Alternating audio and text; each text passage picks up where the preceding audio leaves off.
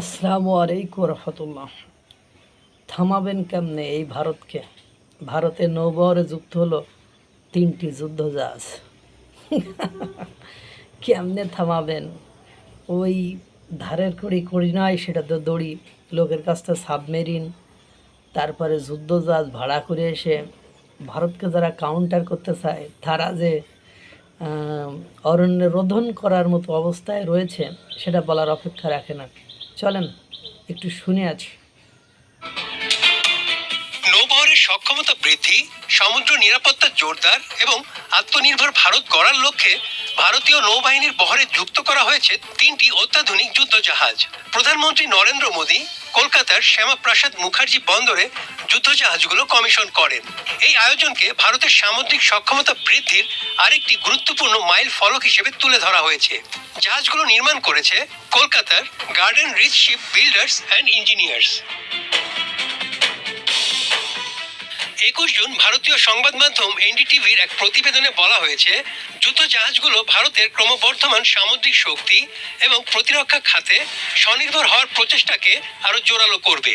জাহাজ 3টি হল stealth frigate Dunagiri, survey vessel Sanshodhak এবং anti submarine warfare shallow watercraft Agray. Nova LED TV, ঝকঝকে ছবি, নিখুঁত শব্দ, 5 বছরের ওয়ারেন্টি। নোভা মানে সঠিক মান, নিশ্চিত সেবা। ভারতীয় নৌবাহিনী দুনাগিরি জাহাজটিকে শক্তিশালী ও উন্নত যুদ্ধ জাহাজ হিসেবে বর্ণনা করেছে। জাহাজটি নির্ভুলতা, শক্তি ও ক্ষিপ্রতার সমন্বয়ে নির্মিত, যা অত্যাধুনিক অস্ত্র ও সেন্সর ব্যবস্থায় সজ্জিত। দীর্ঘ সময় সমুদ্রে অবস্থান এবং টানা অভিযান পরিচালনার উপযোগী করে জাহাজটি তৈরি করা হয়েছে। এতে সংযোজন করা হয়েছে দেশীয় স্টেলথ প্রযুক্তি। জাহাজটি BrahMos surface to surface missile এবং medium range surface to air missile সিস্টেমের মতো উন্নত অস্ত্রে সাজানো হয়েছে, যা সহজেই শত্রুকে দমন করতে পারবে। সংশোধক জাহাজটি উপকূলীয় ও গভীর সমুদ্র অঞ্চলে হাইড্রোগ্রাফিক জরিপ পরিচালনার জন্য নির্মিত হয়েছে। এতে উন্নত জরিপ প্রযুক্তি সংযোজন করা হয়েছে, যার মধ্যে রয়েছে অটোনোমাস আন্ডার ওয়াটার ভেহিকল এবং রিমোটলি অপারেটেড ভেহিকল। একই সঙ্গে প্রতিরক্ষা ও বেসামরিক ব্যবহারের জন্য সমুদ্র বিজ্ঞান ও ভূপদার্থ বিষয়ক তথ্য সংগ্রহেও এটি ব্যবহার করা হবে। অগ্রে জাহাজটি হলো অগভীর পানির সাবমেরিন বিরোধী জাহাজ। এতে সংযোজন করা হয়েছে হালকা টর্পেডো, দেশীয় রকেট লঞ্চার এবং পানির নিচে সাবমেরিন শনাক্ত ও মোকাবেলার বিশেষ ব্যবস্থা। উদ্বোধনী অনুষ্ঠানের বক্তব্যে নরেন্দ্র মোদী বলেন, ভারত আর শুধু প্রতিরক্ষা সরঞ্জাম কেনার দেশ হয়ে থাকতে চায় না এবং দেশটির সামরিক শক্তি বিশ্ব বাজারে পরিণত হতে পারে না। এই 3টি জাহাজ ভারতের 3টি গুরুত্বপূর্ণ সংকল্পের প্রতীক। এগুলো ভারতীয় শিল্পের প্রতিভা, প্রকৌশলীদের দক্ষতা এবং শ্রমিকদের কঠোর পরিশ্রমের ফল। এটাই নতুন ভারতের সবচেয়ে বড় শক্তি। নরেন্দ্র মোদী আরো বলেন, যাদের সামুদ্রিক শক্তি যত বেশি, তারা অর্থনৈতিক ও কৌশলগত প্রভাব বিস্তারেও তত শক্তিশালী হবে। ভারতই বাস্তবতা ভালোভাবেই বোঝে, আর ভারত সেই লক্ষ্যেই নিজেকে প্রস্তুত করছে। Desk report, ATN news. সংবাদটি শুনলেন।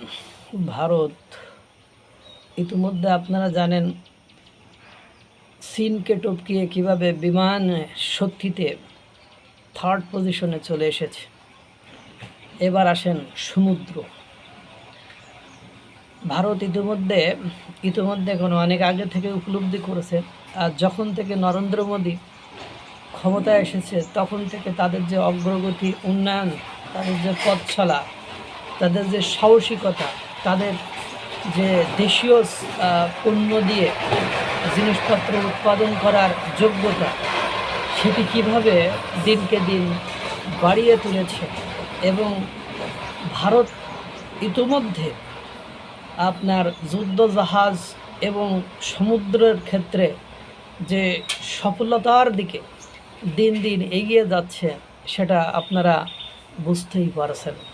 যুদ্ধজাহাজ 3টা নামিয়ে ফেলেছে এবং নরেন্দ্র মোদী তার দেশের যে প্রযুক্তি, মানে কলা কৌশলী কর্মী, সবাইকে উচ্চ মাত্রায় প্রশংসা করেছেন এবং তারা যেটা বুঝেছে সেই বুঝ অনুযায়ী এই যে ভয় দেখানোর জন্য বলছে পাকিস্তানের সাবমেরিন আরব সাগর থেকে ভারত মহাসাগরের কাছাকাছি চলে এসেছে।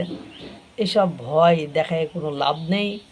তার জন্য 3টা গুরুত্বপূর্ণ জাহাজ ইতিমধ্যে আপনার কালকেই মানে লঞ্চ করে ফেললো।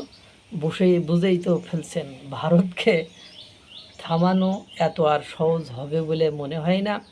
ভারত গুটি গুটি পায়ে, ভারত ধীরে ধীরে ক্রমান্বয়ে তাদের নিজেদের ভিতটাকে এত বেশি স্ট্রং করেছে, এত বেশি শক্তিশালী করেছে, তাদেরকে আটকানো এখন যে কোনো দেশের জন্য অত্যাধিক কঠিন। এবং তাদের পাশে দুনিয়ার অর্থাৎ পৃথিবীর সব শক্তিশালী রাষ্ট্রগুলো রয়েছে। যতই বিরোধিতা করুক আর যাই করুক, দিন শেষে যে দেখা যায় ভারতের পাশে তারা ঘাপটি মেরে বসে আছে। ভারতের ক্ষতিটাকে তারা নিজেদের ক্ষতি মনে করে ভারতকে সর্বাত্মক সহায়তা করার জন্য বসে আছে। দেখতে থাকুন ভারত আরও কি খেলা দেখায়। আল্লাহ তাআলা সকলকে ভালো রাখুক, সুস্থ রাখুক। আসসালামু আলাইকুম ওয়া রাহমাতুল্লাহ।